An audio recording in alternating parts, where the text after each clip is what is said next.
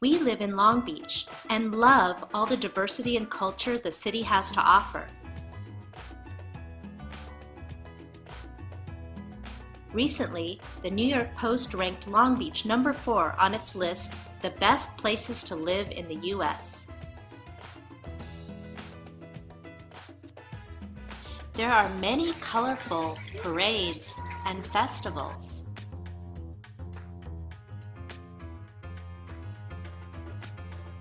Great local restaurants, neighborhood coffee shops, and unique stores.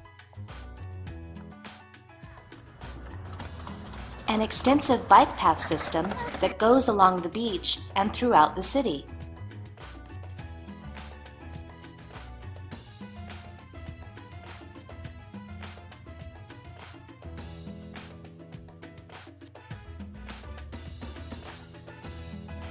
Also, we get out to enjoy nature at all the parks and beaches. And we like to find community activities in the Long Beach and LA area that are inexpensive or free. Come along as we explore the city. This is our urban adventure.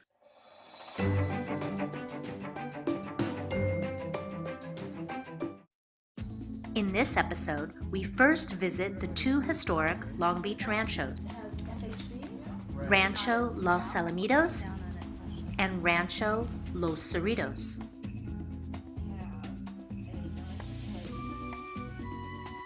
Second segment is about the exciting Long Beach coffee scene and the innovators that make great coffee. Our final segment was all about Earth Day. We go to the Growing Experience Urban Farm and visit 2 festivals. Long ago, when Southern California, as we know it, was still young, there was a beautiful place called Rancho Los Alamitos. Located just blocks from Cal State Long Beach, the rancho is open to the public. The rancho is listed twice on the National Register of Historical Places. Originally a sacred village of the native Tongva, it became a rancho in 1833.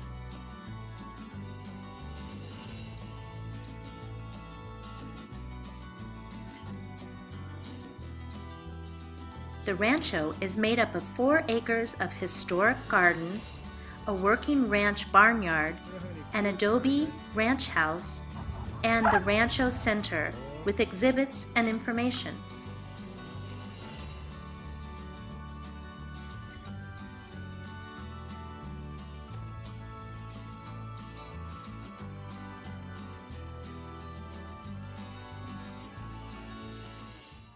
The history is composed of different ranchos, and the reason why these ranchos worked is because there were so many different cultures that were brought here. They had Japanese workers here, Chinese workers, Belgium workers, all kinds, Hispanic of course. Remember those Shire horses we talked about? Take a look. Look at these. How large. That's 1 foot. This is 1 horseshoe. You would guide the horse face first, this way. You put his neck. Look at these beautiful old saddles. A unique part of the rancho is the working ranch barnyard, where you can interact with the animals.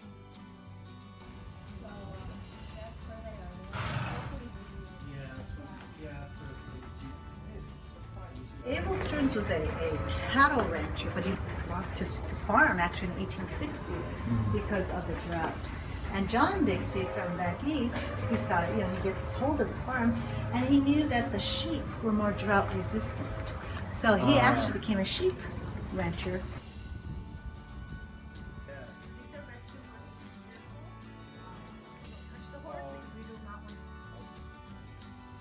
John Bixby was into dairy farming, but this barn would not be big enough for a business. He had a bigger one, but Fred, when he inherited the ranch, didn't want to go into dairy farming. But he built this small dairy barn for his own family.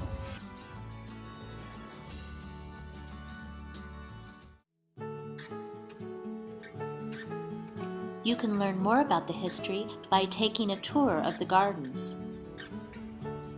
Florence loved her gardens because she called them her outside rooms. Look, now these gardens were started to be built in the 1920s. See, there's 2 steps There's 2 steps to go where? to go into another place of the garden.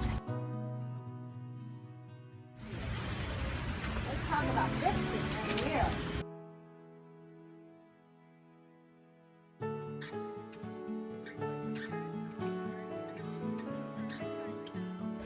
She got this from, I believe, some Japanese workers as a gift. This is called Spring Avenue, the tennis court right here.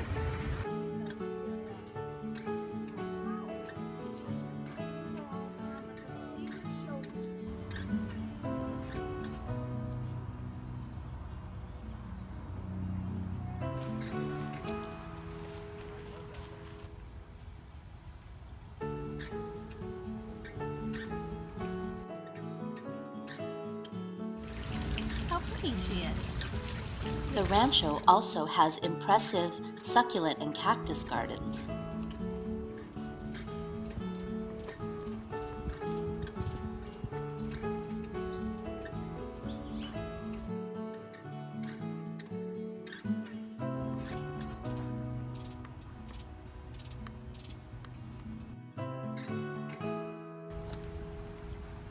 Where?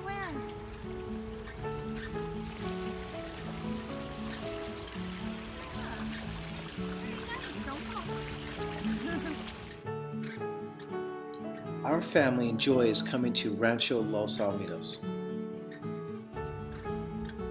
It's a great escape, and we love learning the history of Long Beach.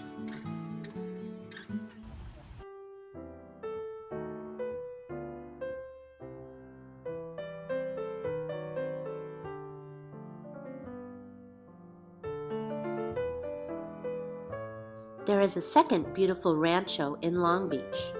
Rancho Los Alamitos was built in 1844 and is a National Historic Landmark. It was the largest adobe residence in Southern California, built during the Mexican period.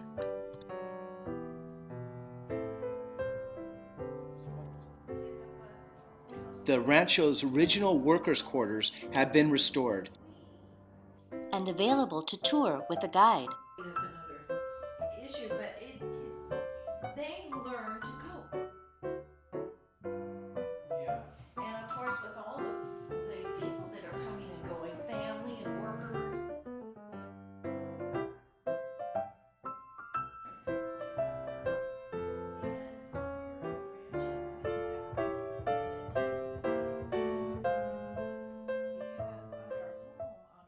That's why there's numbers.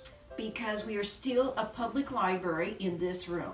Wow. And if you open up one of the drawers over there, and there is the card catalog system for this library. Can you tell me who this is? That is Jotham Bixby, All right. the man who lived here with his wife Margaret Hathaway Bixby. And they became known as father and mother of Long Beach because the 27,000 acres that they own, eventually they sold off in the 1880s.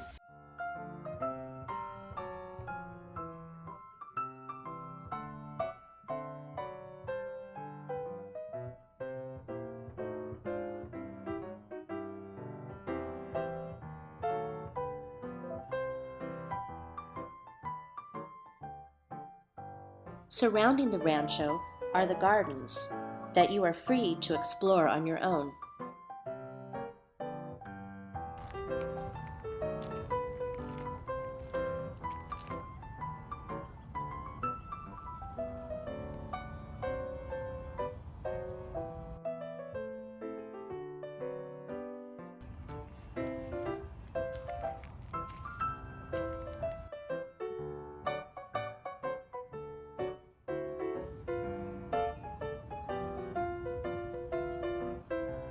Our favorite time is spring, when everything is in bloom. It's a wonderful free activity, but donations are always appreciated.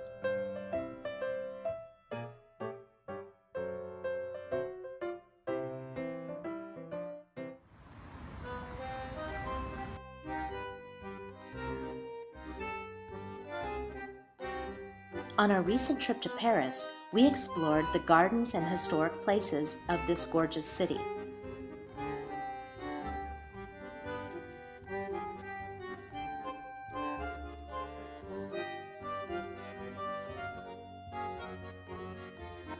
Of course, one of the best reasons to visit Paris is for the food. Sidewalk cafe culture is everywhere. And drinking coffee at a sidewalk cafe is a wonderful way to relax and pass the time.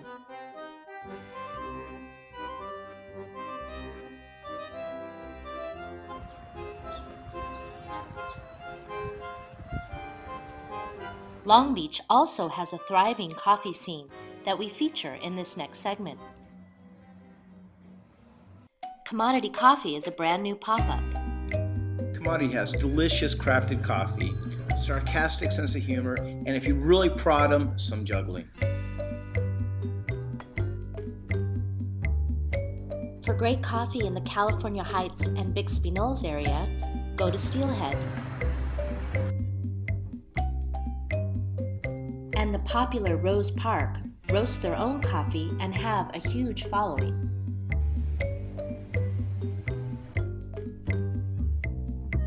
In North Long Beach, there's the charming Fox Coffee House.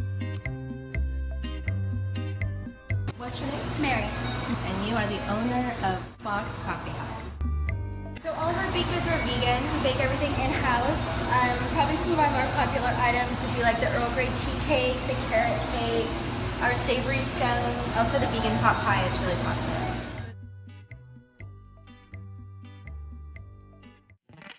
Matt at Blacklight features Long Beach roasters. If you're lucky, Jake, the coffee whiz kid, will be on hand to assist you. Hi, I'm Jake Koger. I'm 13 and coffee is my hobby. I definitely do like the lighter coffee spectrum of roast.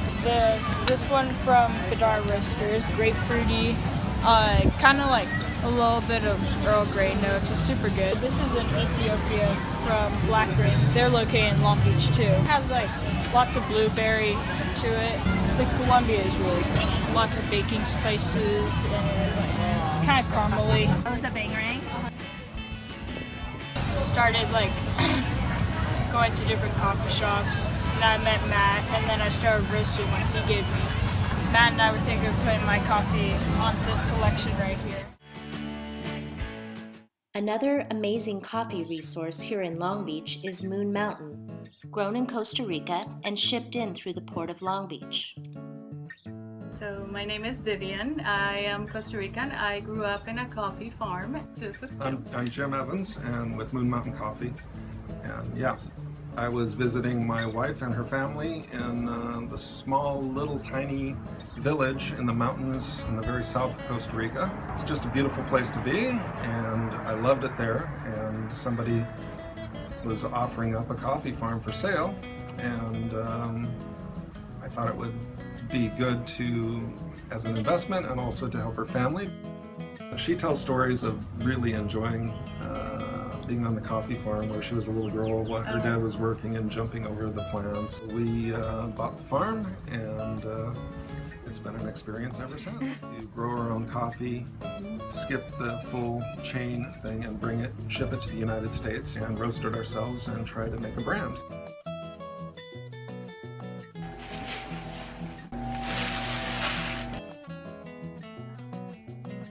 This is our tester or trier. This is how we would empty the roaster. We're ready to put it in the hopper. So I normally drop in about 15 to 20 seconds. Just kind of let it go in slowly. The first phase, you'll smell like grass. Like a grass smell. Yes. Then it's going to go to a hay smell. And then after that, it'll go to a bread smell. It's almost bread because it gets a little sweet. The smell is sweet. Over now, we're in the caramelization process of the roasting. I'll put them outside so that you can look at the sizes of it. So there we go. And you push the button.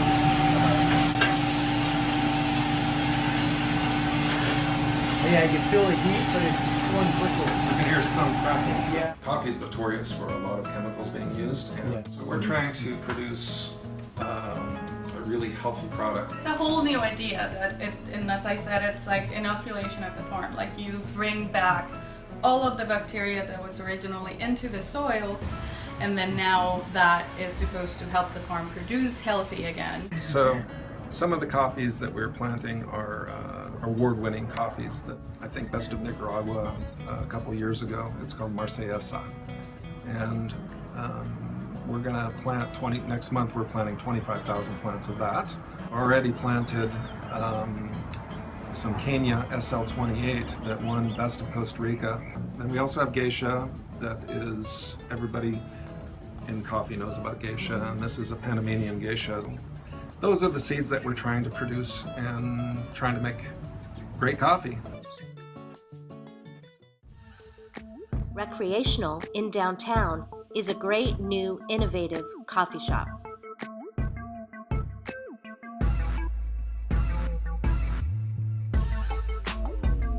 Chemex filter. We're going to be putting it in the Chemexes over there.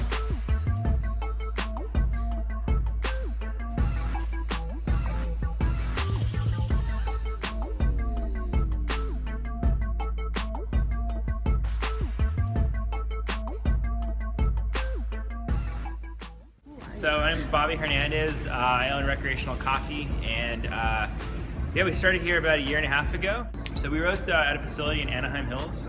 It's like a co-op roasting facility out there, and so yeah, it's at a production facility called Beyond the Grind, and yeah, so we roast out of a 24-kilo Diedrich roaster. When we opened up the shop, we were a multi-roaster, which means that we have other people's coffee.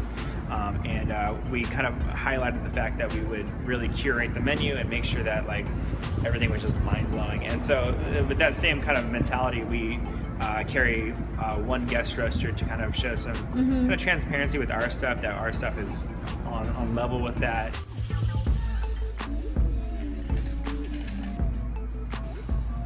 This is the iced basil fruit. It's the iced coffee with the grapefruit and the basil reduction.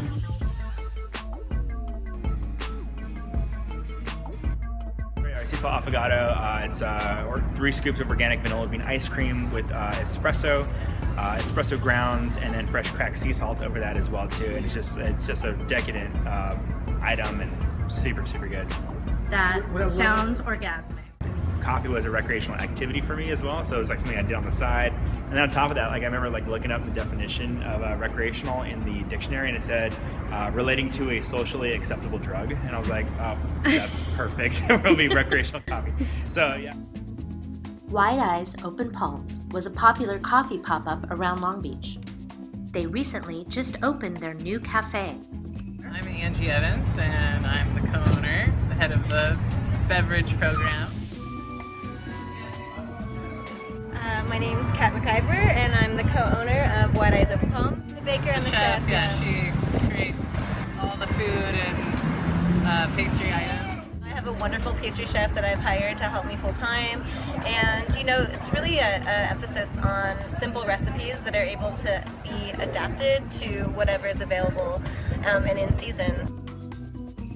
There's a rhubarb bread pudding. Down here we always have like a daily scone. Today, like for this one, we have some lavender infused whipped cream. Every day we have dark chocolate. These sea are the salt, famous cookies. So what are they called again? Dark chocolate, sea salt, espresso cookies. They're the bomb. Yep, bomb.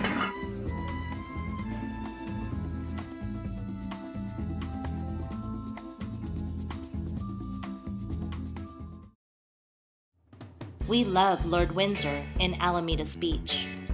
They do an excellent job sourcing and roasting their own coffee.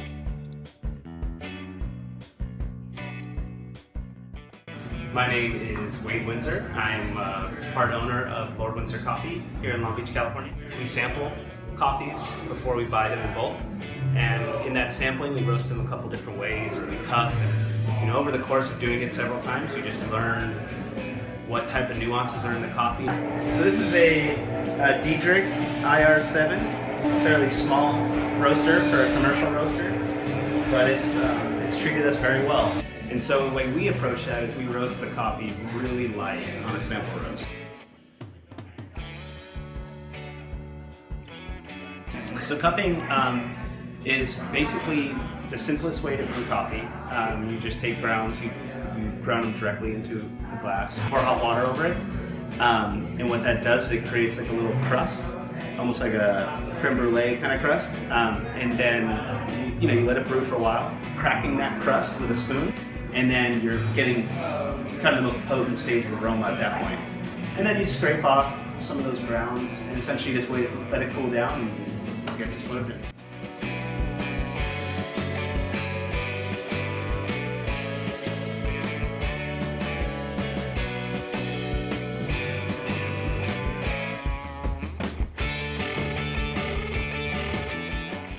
A lot of people think coffee is like fresh coffee is, been here 2 days after it's been from the farm. And that is not good for the coffee because coffee needs to rest and it needs to lose a lot of moisture after it's been harvested and processed. And so a lot of times, we don't get coffee for months after it's been harvested. The fascinating things about coffee is just the story of it, how it gets from a place, like Rwanda or Kenya and then into somebody's hands in Long Beach. This segment's all about Earth Day. First, we went to a festival in Bixby Knolls.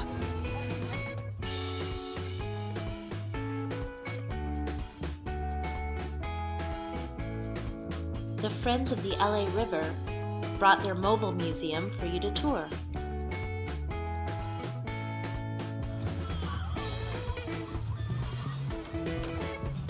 We're gonna do this in a complete circle. Turn it into a shape of like a little bowl, and that's exactly the shape we want. Okay? It's gonna look something like this.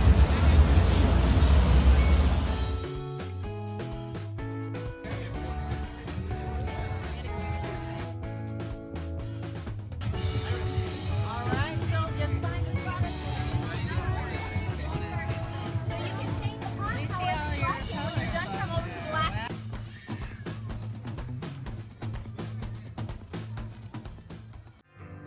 Another great Earth Day celebration was the Green Prize at Houghton Park in North Long Beach. My name is Otis Hogan, one of the co-chairs of the Houghton Park Neighborhood Association. Happy Earth Day! Woohoo! Happy Earth Day, Long Beach Recycles! Woo!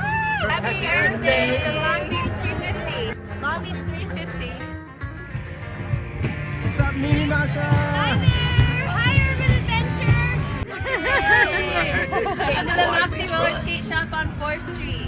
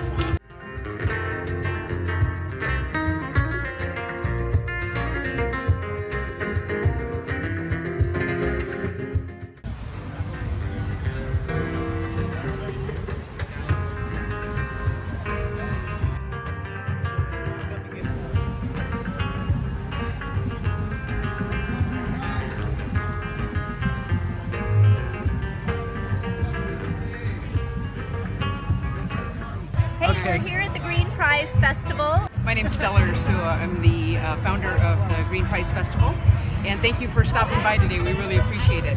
We put this festival together because we wanted to have some sort of an event where we could recognize individuals that are really leading the way around sustainability and environmental health. To 10 different categories, so like green school, urban farmers, green restaurant, business, nonprofit. Long Beach City College won for green schools. And the mayor comes out, Mayor Garcia was here, Vice Mayor Richardson were here earlier as well, to encourage others to learn more about it, and hopefully they can be here with us the following year.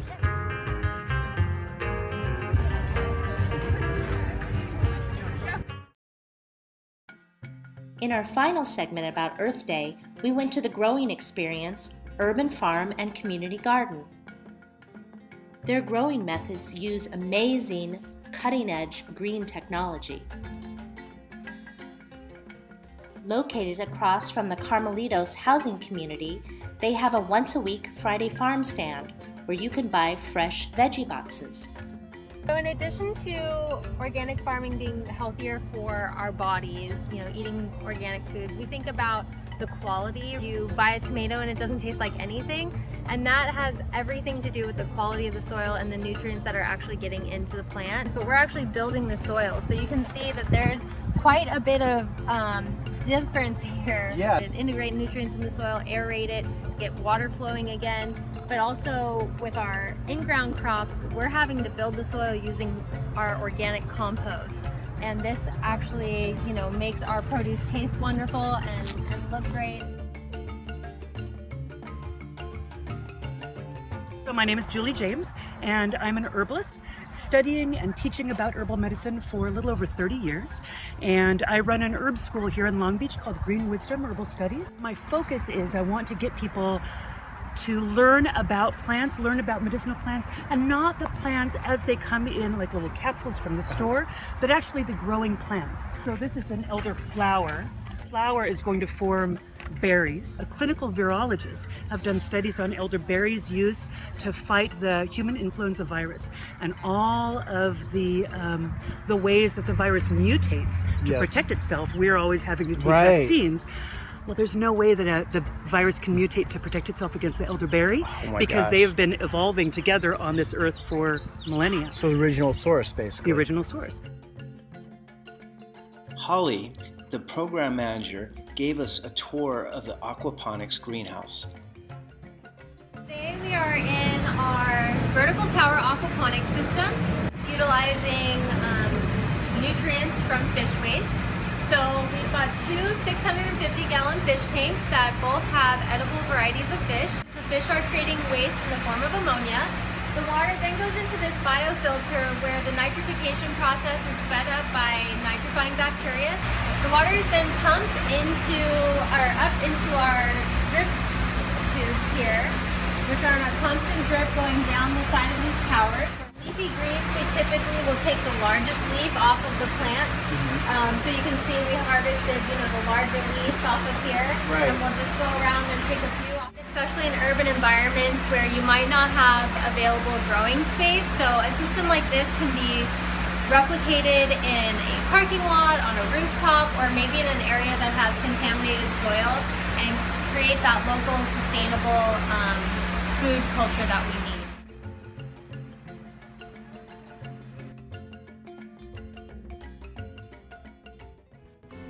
Hi, we're Alice and Steve from OurUrbanAdventure. Thank you for watching the show. For more information about our show and Long Beach, go onto our website, OurUrbanAdventure.com. Thanks for watching.